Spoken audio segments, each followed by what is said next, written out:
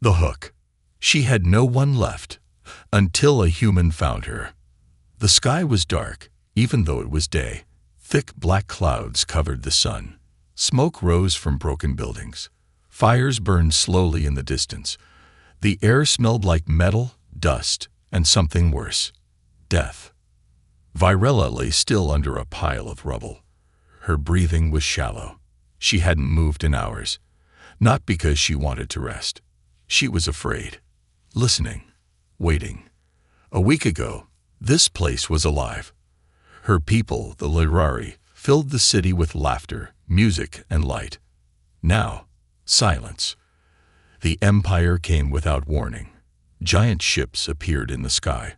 Their voices echoed across the planet. Surrender or be erased. The Lirari never had a chance. They were peaceful. Smart, yes, but not soldiers. Their weapons were old. Their defenses weak. The Empire didn't even land troops. It didn't need to. One strike from orbit turned cities into dust. Virella had watched her world burn. Her mother, her brother, her best friend, gone in seconds. Now she was the last one. The only survivor she knew. Her body ached. Her skin was burned in places, cold in others. Hunger scratched at her from the inside. Her eyes were red from smoke and crying, but she didn't cry anymore. The tears had dried up. All she had left was silence and fear. Then she heard it. A low, humming sound. Not the wind, not the fire, something else. A drone. She pressed her back tighter against the broken stone wall. Her heart raced. Empire drones hunted survivors. They didn't ask questions. They didn't take prisoners. They scanned. And if they found a life sign, they fired. The sound grew louder. Closer. Virella gripped a metal rod she had taken from the ruins. It wasn't a real weapon, but it made her feel like she had a choice. If they found her, she would fight, even if it meant her end. She closed her eyes and waited. But the drone passed by. No shot came. No light beam. Just a fading hum. She stayed still, just in case. 5 minutes. 10. Then something strange happened. Another sound. Not the sharp buzz of a drone. Not the deep roar of an Empire ship. This was different. It was old. Rough. Like something broken but still working. It landed far off, just over a ridge.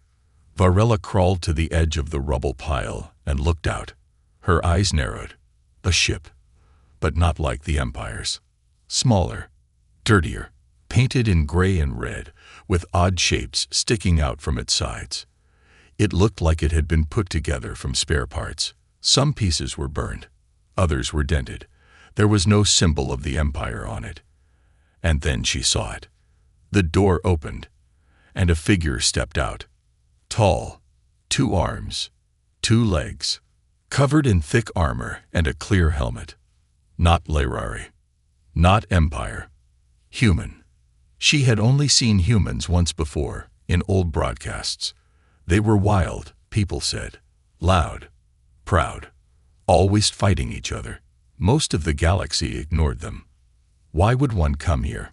The human looked around slowly, scanning the ruins. He had a large pack on his back and a weapon on his side, but he didn't reach for it. He moved carefully, as if he didn't want to scare anything. He wasn't Empire. That much she knew. No Empire soldier ever walked alone. Virella watched him for several minutes. He walked through the dead city like he was searching for something, or someone. Then suddenly, he stopped. He turned his head, looking straight toward her. She froze. He couldn't see her. She was hidden, wasn't she? But he raised a hand. Slowly. Open palm. A signal. I see you. I mean no harm. Virella didn't move. Then he did something even more strange. He reached into his bag, pulled out a small package, and placed it on the ground. Then he stepped back. A simple act. One that said, I'm not here to hurt you. I brought food. Virella's stomach growled. She hadn't eaten in 3 days. She looked at the package. She looked at the human. He said something. His voice crackled through a speaker. She couldn't understand the words, but the tone was gentle, soft. Come, eat, it's safe. Part of her wanted to run, hide deeper, stay alone. But another part, a small, quiet part, whispered something else. Maybe you're not alone anymore. A stranger in the ash. Virella stared at the package on the ground. It was small, wrapped in silver plastic. Nothing special to look at, but in that moment, it was the most important thing in the world. Food, real food. The human had placed it there without saying a word. Then he stepped back, far enough to show he wasn't a threat, close enough to watch what she would do. Virella didn't trust it. How could she? Her people were destroyed by outsiders. Her world turned to ash. And now a stranger stood in front of her, calm, silent, and offering kindness like it was something that still existed. She stayed hidden behind the broken wall. Her fingers trembled. She clutched the metal rod tighter. What if it was a trick? What if the food was poisoned? Or maybe he wasn't alone. Maybe others were watching, waiting for her to step out, and then they'd strike. But then something strange happened. The human sat down, right there in the dust, next to a burned-out hover car. He took off his helmet. Virella's breath caught. No one took off a helmet out here. The air was full of chemicals, ash, poison. Even she barely survived with a breathing patch under her scarf. But the human didn't cough, didn't wince. He just sat there, arms resting on his knees, and looked around like he wasn't afraid of anything. His face was worn, not young, not old. He had a short beard, dark circles under his eyes, and a small scar across one cheek. His skin was pale, like he hadn't seen real sunlight in a long time. But his eyes, those were sharp, focused, not like a killer, but like someone who had seen too much. Then he did something else. He spoke. The words were soft, crackling through a translator clipped to his chest. She only understood part of it, but the tone made the meaning clear. I know you're there. I'm not here to hurt you. I'm here because someone should be. Virella didn't move. She wanted to believe him, but belief was a dangerous thing now. Still, her body was weak. Her stomach twisted in pain. Her vision blurred. If she stayed hidden too long, she'd pass out. Then the drones would find her. Then it would be over. She crawled forward slowly. Her hands scraped against sharp stone and hot metal. Her breath came in short gasps. The human didn't react. He stayed seated, like he didn't want to scare her away. She reached the edge of the wall, peeked out. His eyes locked onto hers. He didn't smile. That surprised her. Most species smiled to show they were friendly, but the human didn't. His face was serious, respectful, like he understood what this moment meant. She took one step out, then another. She stayed low, her rod still in her hand. He didn't move. The package lay between them, 10 steps away from her, 20 from him. She crept closer. When she reached the package, she paused. Her eyes flicked to him, then down to the food. She opened it carefully. Inside was a small bar of protein, a sealed water pouch, and something else, a wrapped square of sweet fruit jelly. Her hand shook as she tore it open. She bit into the protein bar. It was dry, plain, but it was food. She drank the water next. Cold, clean. Then she unwrapped the jelly. She took a small bite, and for the first time in days, she cried. Not from sadness, not from pain, but because someone, a stranger, had given her something sweet. The human still said nothing. After she finished eating, she sat down on the ground, across from him, still holding her rod, still watching. But something had shifted. She broke the silence first. Why? She asked. Her voice was rough, dry like sand. The translator buzzed. The human tilted his head. Why what? She looked at him. Why are you here? No one else came. He leaned back against the burned car. For a long time, he didn't answer. Then he spoke quietly, almost like he was talking to himself. We heard the Empire was moving again. Same pattern. No warning. No mercy. I asked if we were going to help. The council said it was too late. That this place was already gone. He looked up at the gray sky. But I couldn't sleep after that. I kept thinking. Maybe someone was still alive. Someone like you. Virella didn't know what to say. She had lived through so much destruction, seen her people vanish, and now, one human had landed on a dead planet just in case someone needed saving. It didn't make sense. But maybe that was the point. She lowered the rod. Just a little. The human noticed. But he still didn't smile. He just nodded once. A sign of respect. Then he stood. Not quickly. Not threatening. He pulled something from his belt. A small device with a glowing map.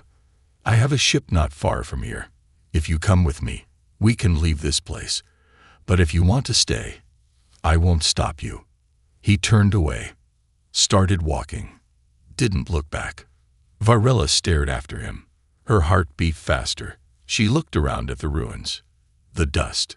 The silence. Alone again. Or something new. Her legs moved before her mind made the choice. She followed him. Not running. Not walking close. Just following. A stranger had come into the ash. And for the first time since the sky burned, Virella dared to hope. An unlikely alliance. The wind howled through the hollow ruins like a ghost that couldn't forget. Ash drifted from broken rooftops and floated across the empty streets like gray snow. Virella followed the human at a careful distance, 10 steps behind. Never closer. She didn't know his name. He hadn't offered it, and she hadn't asked. Trust wasn't something she had left, not after the Empire turned her home into a memory. But hunger had driven her out of hiding, and now, curiosity kept her moving. He walked with purpose but didn't rush. Every so often, he looked back, not to check on her, but to make sure she was still there. That simple gesture meant something. He didn't push. He didn't drag her along. He let her choose. The sky stayed gray as they made their way down what was once a main road.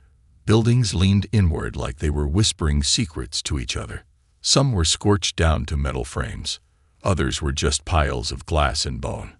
Virella stepped carefully, her feet avoiding shattered tech panels and charred cloth. Every broken item whispered to her, a child's toy, a cracked photo crystal, a musical charm that still hummed faintly when the wind touched it. This used to be her city, her world. Now it belonged to silence. They stopped near a fallen statue, one she remembered from her childhood. It was a library scholar holding a star map. Now its head was gone. The human crouched beside it and pulled something from his belt. A scanner. It lit up in blue arcs as he swept it across the ground. Virella stayed silent, watching. "You're lucky," he said after a while. His voice was quiet, rough like stone grinding on stone. "This place still has atmosphere support. It's weak, but enough to breathe in short bursts. Empire didn't fully strip it." She looked at him. "Is that supposed to make me feel better?" He blinked, then chuckled softly. "No, but it means we got time. Maybe a few more hours before the drones cycle back." She didn't reply. He stood, stretched his back, then looked at her with something new in his expression. Not pity. Something else. Respect. "You fought to survive this long," he said. "Not many could. That takes guts." Virella narrowed her eyes. "It took hiding, running, eating rats. That's not bravery. That's just what's left." He nodded slowly. "Same thing, far as I'm concerned." They kept moving. After an hour, they reached a broken bridge that stretched over a narrow canyon. The human stopped and pointed across. "My dropship's on the other side," he said. still hidden, covered in a jamming field, but we'll need to cross carefully. The Empire sometimes drops sensors in the canyon. Varela frowned. Why are you really here? He paused. This time, he didn't look away. Because I couldn't live with doing nothing. She tilted her head. That's not what humans do. The broadcast showed you. Your people only care about your own kind. He smirked. Yeah, that's what the galaxy likes to think. Makes it easier to ignore us. But not all of us are like that. Then what are you? He hesitated. Then said, Stray fleet. The words meant nothing to her. Until he continued. We're not official. Not military. Not bound by council rules. We go where no one else will. Sometimes we help survivors. Sometimes we strike back. Varela stared at him. Why risk your life for strangers? He shrugged. Because if we don't, who will? She didn't answer. But something deep in her chest shifted, like a frozen piece of her had cracked, just a little. The bridge groaned under their weight. Half the railing was gone. Wind tore through the canyon below like it wanted to pull them down. Halfway across, the human held up a fist. Stop. She froze. Then she heard it too. A sound above the wind. A buzzing. Sharp. Mechanical. A probe. It wasn't close yet, but it would be soon. The human moved fast. He grabbed a smoke beacon from his belt and slammed it into the ground. A puff of black vapor burst out, covering them like a cloud. Stay low, he whispered. Don't move. Heat signature will be masked. They crouched behind a collapsed support beam. Varela's heart pounded. She gripped her rod again, even though it was useless. The buzzing grew louder, closer. A red light swept across the bridge. It stopped inches from her face. She held her breath. The light blinked, then passed. The drone buzzed away. Gone. Varela let out her breath in a shaky whisper. The human looked at her. You did good. They finished crossing in silence. At the far side, they reached a rock shelf covered in metal netting and scraps of cloth. The human reached under it and pressed something. A shimmer of light faded and revealed a small, battered ship. It looked older than any tech she'd seen. Parts were welded together from different models. The rear thruster had burn marks. A human symbol was painted across the side. SF-37. Wanderlight. He opened the door. Warm air hissed out. Come on, he said. Varela stood frozen. This was it. The choice. She could walk away, go back into the ruins, disappear, or step into something unknown. She took a breath, then stepped inside. The door sealed shut behind her. For the first time in days, she felt warmth on her face. And something else, too. Safety. The human offered her a seat near the controls. She sat, slowly. He tapped a few buttons, then glanced at her. Name's Elias Vance, by the way. She looked at him. Varela. He nodded. Glad to meet you, Varela. And just like that, an unlikely alliance was born between the last of the Lirardi and the stray human who refused to let her die. The human way. The Wanderlight rose from the dead world in silence. Through the small side window, Varela watched her home shrink below. First, the city ruins, then the forests turned to ash, then the shape of the planet itself, a gray marble floating alone in the dark. Her hands gripped the armrests of her seat. She didn't know what she expected to feel. Relief? Pain? Maybe both. But mostly, she felt hollow, as if something had been carved out of her chest and thrown into the void. The human, Elias Vance, sat at the pilot controls, focused on guiding the ship through the edge of the atmosphere. His movements were precise, practiced, a little rough around the edges, like everything else about him, but steady. He didn't speak until they cleared orbit. Then he flipped a few switches, set the ship to autopilot, and turned toward her. You okay? He asked. It was such a simple question. So human, she thought. Virella opened her mouth, closed it, then shook her head. "No," she said quietly. "But I'm alive." Elias nodded. "Good enough. For now." The inside of the Wanderlight was small, built for 1 or 2 people at most. Every wall was covered in panels, wiring, and gear that looked like it had been used 100 times. Nothing was shiny. Nothing was perfect. But everything worked. There were dents in the floor from heavy boots. A cracked screen near the co-pilot chair flickered every few minutes. One side of the ship hummed louder than the other. And yet, there was warmth here. A strange kind of safety. Virella followed Elias down the narrow hallway toward the back. He pointed to a small chamber. "You can rest in there. Bunk's not much, but it's better than broken concrete." She nodded. Her body ached. But sleep could wait. "What happens now?" she asked. Elias leaned against the wall, arms crossed. "Now I bring you to the fleet. We've got medics, food, people who'll help you recover." "Your people?" she asked. He raised an eyebrow. "Some, but most aren't human." That surprised her. She had assumed all humans traveled together, fought together, just like the Empire's species did, united by control and fear. But Elias continued, "The stray fleet's not about borders.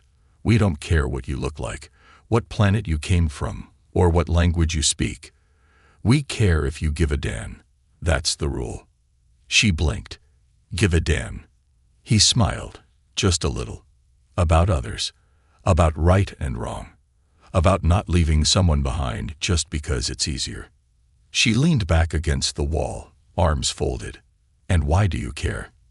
Elias looked away. His smile faded. "I used to be in the council military," he said after a pause. "I followed orders. I believed the system worked. But then I saw what happened to people like you. Entire cities wiped out, worlds left to die. Not because we couldn't help, because we wouldn't."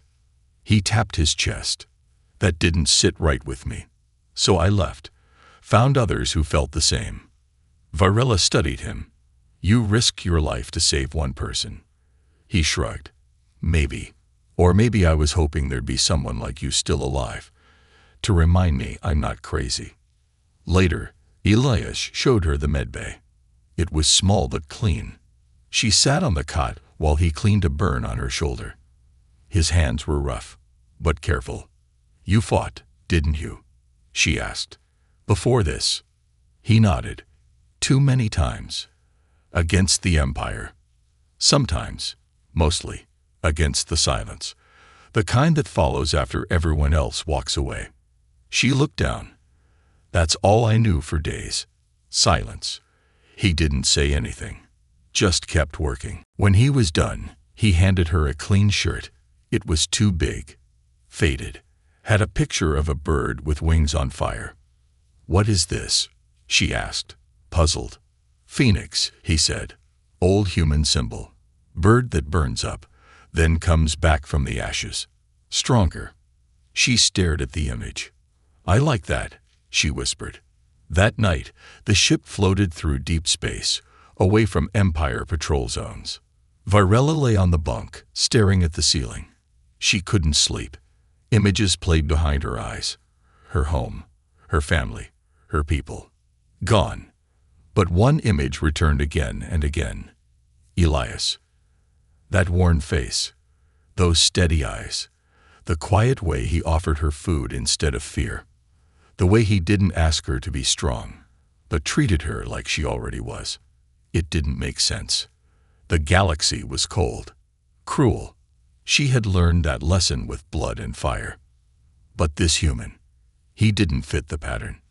He had no reason to help her. No reward. No command.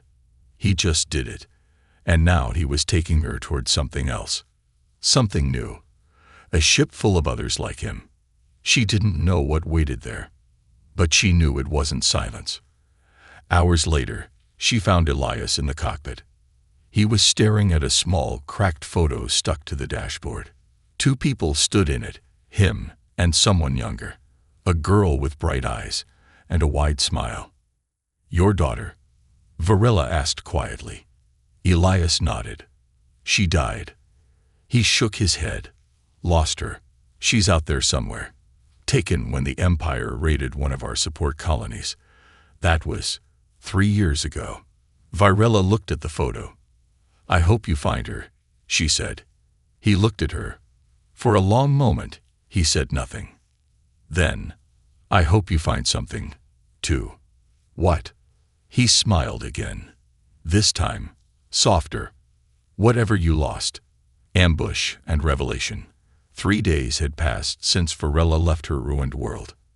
Each day, the Wanderlight drifted farther into uncharted space, beyond patrol lines, beyond trade routes, beyond the reach of the Empire's cold eyes.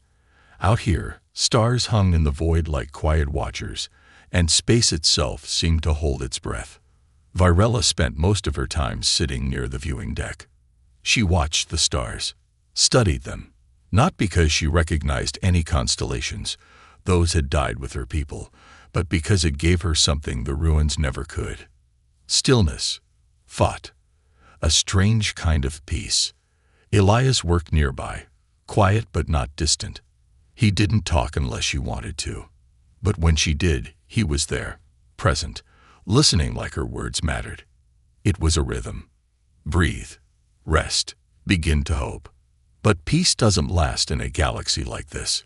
It never does. On the 4th day, the ship's quiet hum changed.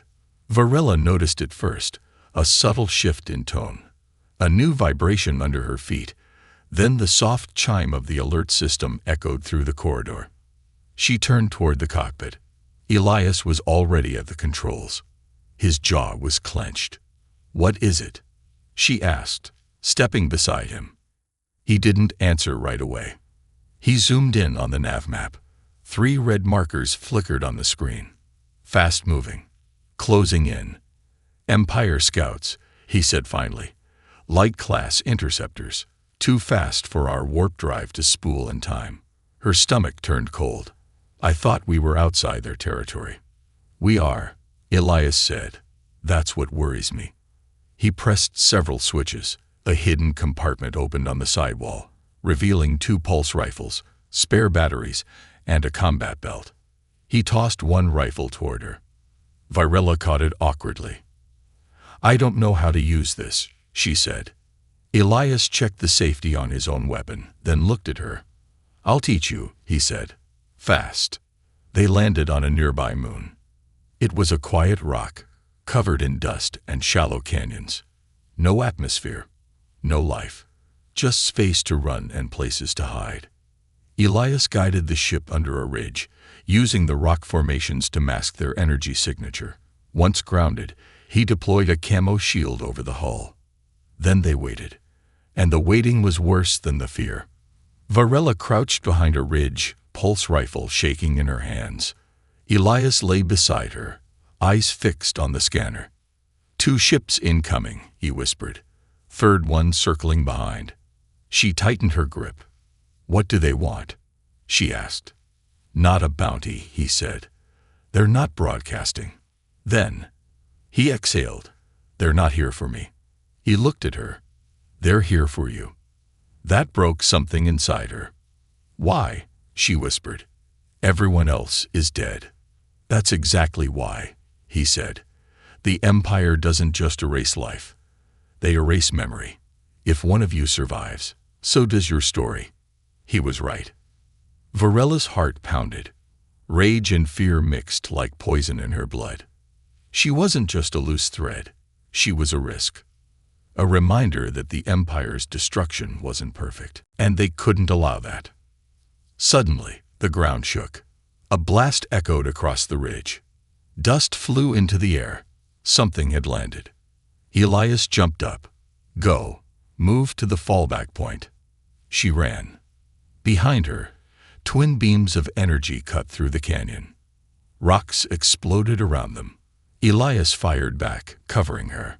A drone swooped overhead, its red eyes scanning fast. He shot it down with a single blast. Left side, he called. 2 more incoming. Varela dove behind a tall stone, Her breaths came fast and wild. Her finger hovered near the trigger of her rifle. Then she saw them. 2 Empire soldiers, moving in perfect sync. Armor like black glass.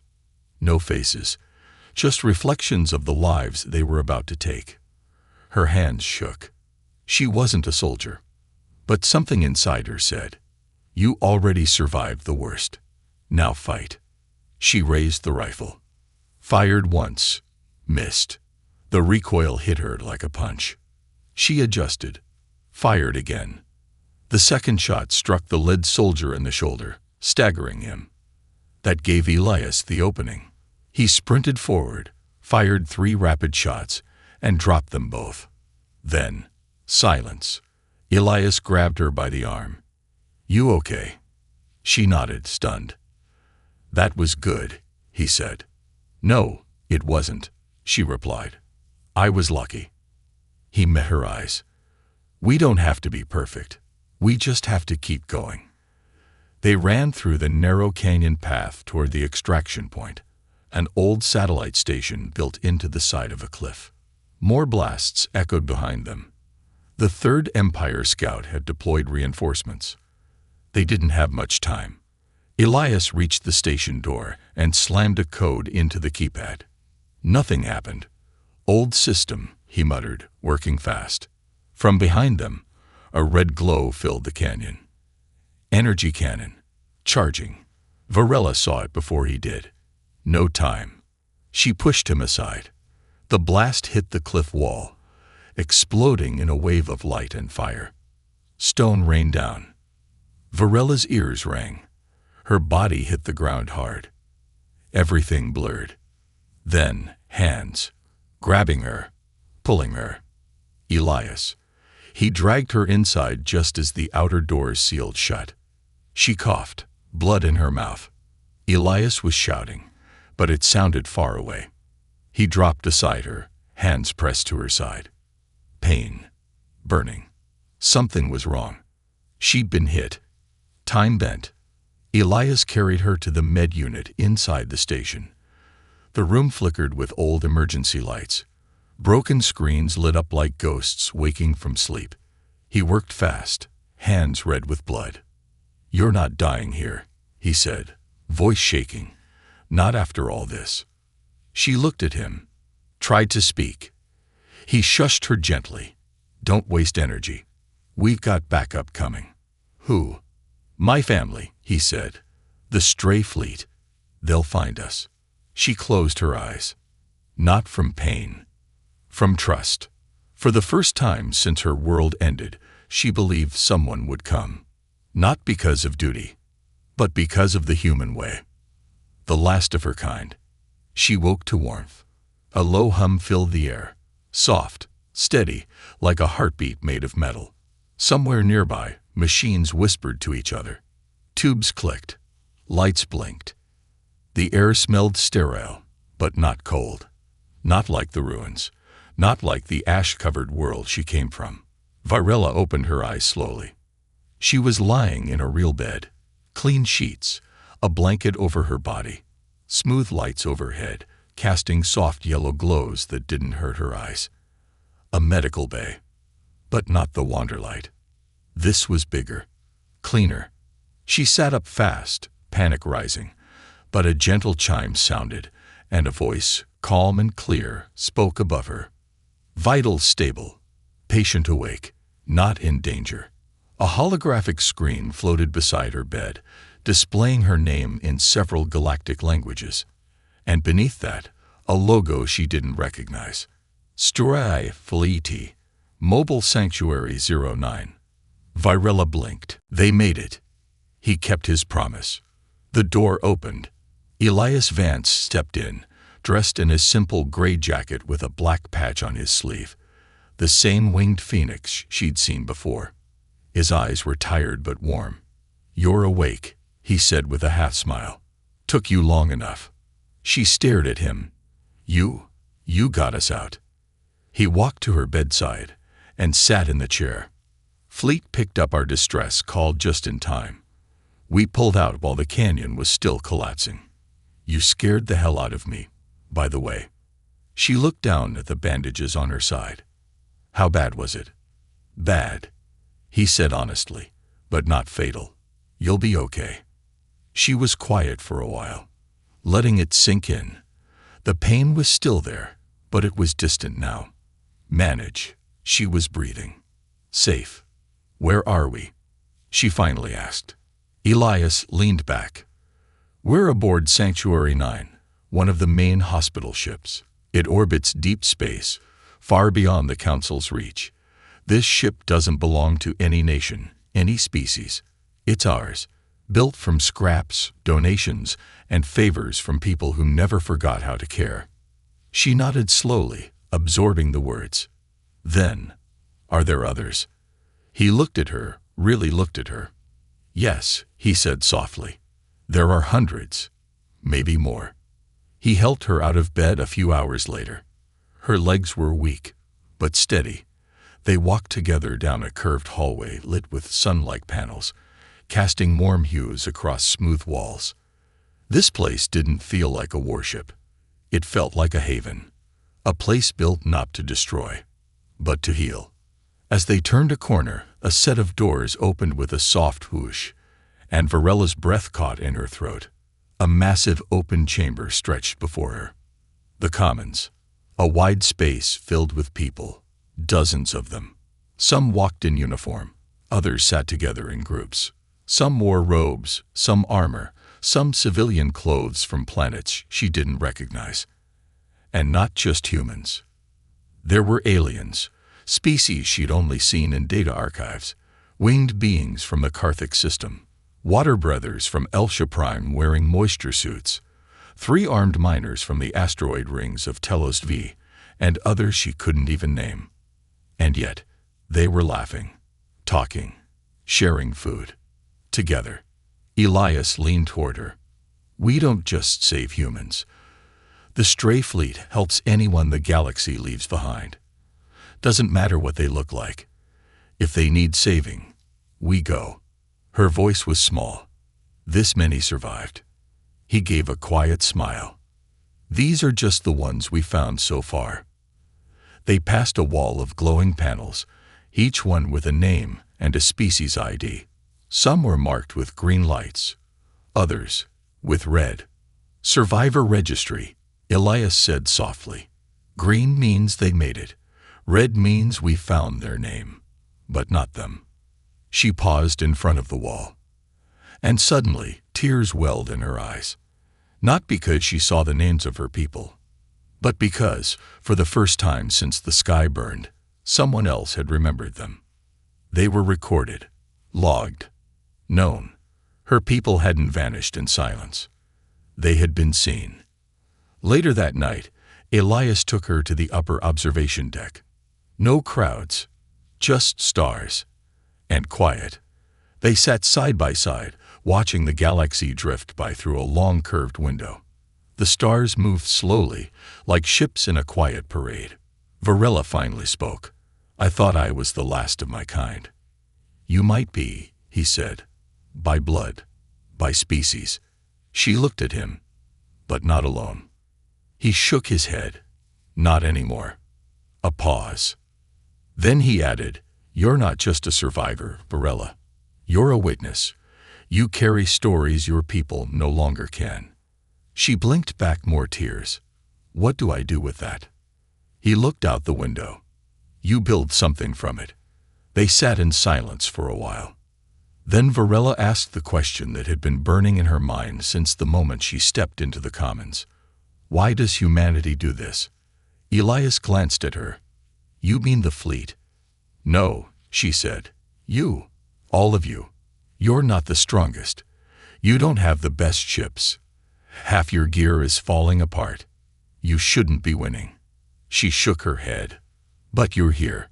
You're fighting empires, saving strangers, risking everything. Why?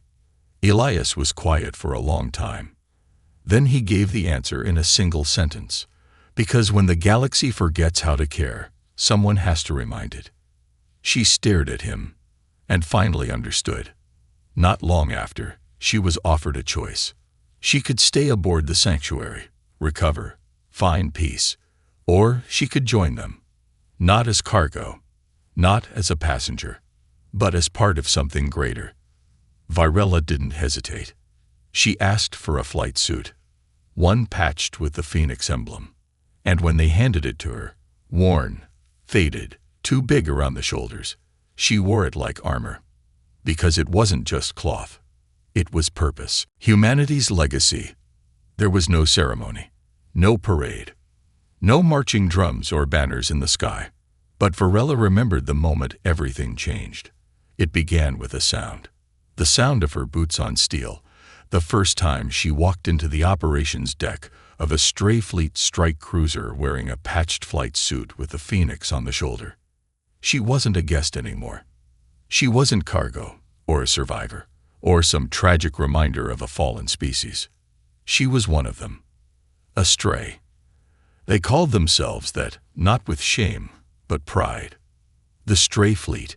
Soldiers, medics, pilots, engineers, refugees, scattered souls who refused to follow silence. They weren't clean. They weren't perfect. But they were relentless. They operated in shadows, in the cracks of the galaxy. They hijacked supply routes, smuggled food into blockaded systems, dropped relief teams on worlds marked unrecoverable by the Galactic Council. They didn't wait for permission. They just went. And Virella, once the last of the Lyrari, had become something new inside that fire.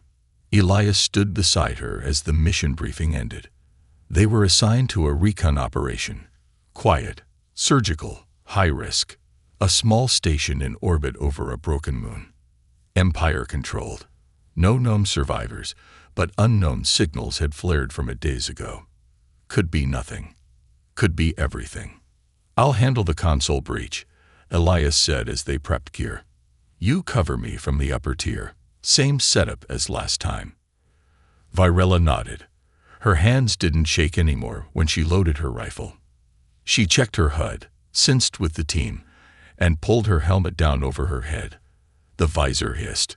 Lights flickered, and when she looked at her reflection in the glass, she didn't see a frightened girl from a dying city. She saw a soldier, a rescuer, a human legacy written in Lyrari hands. The station was half dead. The hull floated in silence above the moon's shattered surface. Wreckage drifted around it like frozen ghosts. No lights. No broadcasts. Too quiet, Elias muttered as their team breached the lower docking ring. The corridor smelled of dust and oil. Old blood on the walls. Bullets scoring across the floor. Scanners picking up faint biosigns. Virella said, "One level up. Weak signals. No IDs." They moved fast. Clearing rooms. Checking corners. No enemy. Just echoes of violence long since faded. Then, a sound. A cough. A voice. They found a survivor. A child. Small. Thin. Gray skin. Purple eyes. A species Virella didn't recognize. Curled behind an old server unit, barely breathing. Elias knelt beside him, offering water and calm words. But the child shrank back in fear, until Virella stepped forward. She removed her helmet, knelt down slowly, spoke softly. "It's okay. I know what it's like to lose everything." The child looked at her, eyes wide, searching. Then, finally, they reached out, a hand in hers, just like Elias had done for her. Later, on the return flight, Virella watched the child sleep wrapped in a blanket, and something broke open in her chest, not from pain, but from knowing what came next, because it wasn't enough to be saved. Now, she had to save others. Not for revenge, not to rebuild the Lyrari, but to carry forward the fire humanity had placed in her hands. She thought of the words Elias had once said, sitting under the stars beside her. Because when the galaxy forgets how to care, someone has to remind it. Virella stood again on the observation deck of Sanctuary 9. But this time, she wasn't recovering. She was ready. A new flight suit clung to her frame. Her weapon was strapped to her back, and across her shoulder, a new insignia stitched in dark red thread. STTR 17, VIRA ELO, FIRA EDUR, and she, not a name she chose, one they gave her, because in her eyes they saw not just grief, but flame. The commander of the stray fleet gave her a simple task. You know the systems the Empire doesn't mark on maps. You speak languages we've never heard. Take a team. Go where they've stopped looking. Find the ones they missed. She accepted, and when she stepped onto the bridge of her small recon ship, the whisper song, it felt like the past had circled back. A ship in the void. But this time, she was the one scanning ruins. She was the one dropping rations on broken ground. She was the one kneeling beside someone lost in ash, offering food, offering hope, offering a hand. Her story spread, not like a legend, not the way people worship war heroes or build statues, but like a whisper passed between survivors. There's a girl who fell from the stars, who lost everything. And when the sky turned black, she didn't fade, she burned. If you're trapped, if you're forgotten, look for the fire. She comes quietly. She speaks gently, but she fights like she's made of steel and lightning. And one day, someone asked her, across a campfire on a shattered moon, "You're not human, so why do you fight like one?" She smiled, and her answer was simple. Because a human taught me how. Virella was the last of her kind, but she was not alone. Because the truth was never in blood. It wasn't in DNA, or species, or language. It was in choice, and she chose the same path Elias had chosen before her. The human way. Not because it was easy, but because it meant something. Because it refused to surrender to silence. Because it built something in the dark. Not empires, not armies, but hope. In the end, when historians of far-off worlds looked back at the quiet wars no one remembered, they didn't speak of leaders or fleets or policies. They spoke of fire. Small flames carried from world to world. By people with broken armor and tired eyes. People who had no reason to fight, except that someone, somewhere, still needed saving. People like Elias Vance. People like Virella. People who reminded the stars that humanity never needed permission to care.